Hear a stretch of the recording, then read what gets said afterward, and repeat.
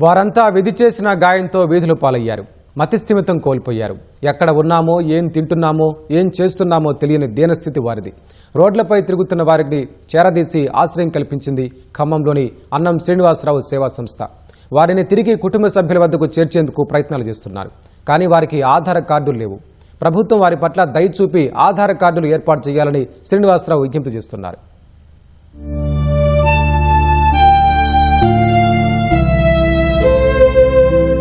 ఖమ్మంలో దశాబ్ద కాలంగా అన్నం సేవా ఫౌండేషన్ ఆధ్వర్యంలో వివిధ ప్రాంతాల్లో తిరుగుతున్న మతిస్థిమితం లేని వారిని, అనాథలను చేరతీస్తున్నారు. నగరపాలక సంస్థ రాత్రి షెల్టర్లో వారికి ఆశ్రయం కల్పిస్తున్నారు. వారు ఎవరూ పూర్తిగా తమ చిరునామా చెప్పే పరిస్థితి లేదు. ఆశ్రమంలో కోలుకున్న వారు తమ అడ్రస్ చెబితే కుటుంబ సభ్యులకు అప్పగిస్తున్నారు. వివరాలు చెప్పలేని వారి చిరునామా తెలుసుకునేందుకు కష్టంగా ఉంటుందని నిర్వాహకులు చెబుతున్నారు. ప్రభుత్వం స్పందించి వారికి ఆధార్ కార్డులు ఏర్పాటు చేయాలని నిర్వాహకులు కోరుతున్నారు. ఈ శరణాలయంలో కళ్ళు లేని వారు, కాళ్ళు లేని వారు, మాటలు రాని వారు, మతిస్థిమితం లేని వారు, తెలుగువారే కాకుండా వివిధ భారతదేశ వ్యాప్తంగా వివిధ రాష్ట్రాల వారు గత 10 సంవత్సరాలుగా నివసిస్తున్నారండి. వీళ్ళకి పగలు తెలియదు, రేయి తెలియదు.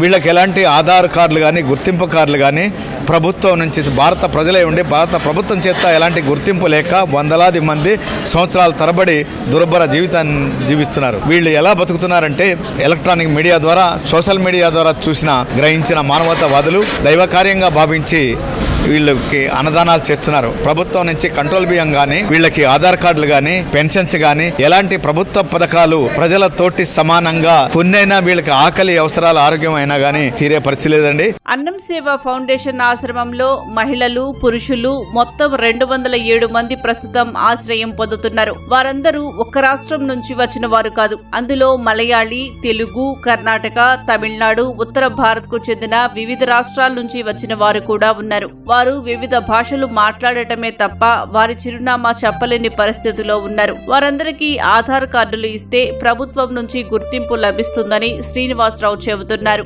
అలాగే వారికి పెన్షన్ సౌకర్యం కల్పించవచ్చని, దీంతో వారికి 2 పూటల భోజనం పెట్టవచ్చని విజ్ఞప్తి చేస్తున్నారు. ఈ యొక్క ఆధార్ కార్డులు ఇవ్వటం వల్ల ఇది 3 రకాల బెనిఫిట్స్ ఉన్నాయండి.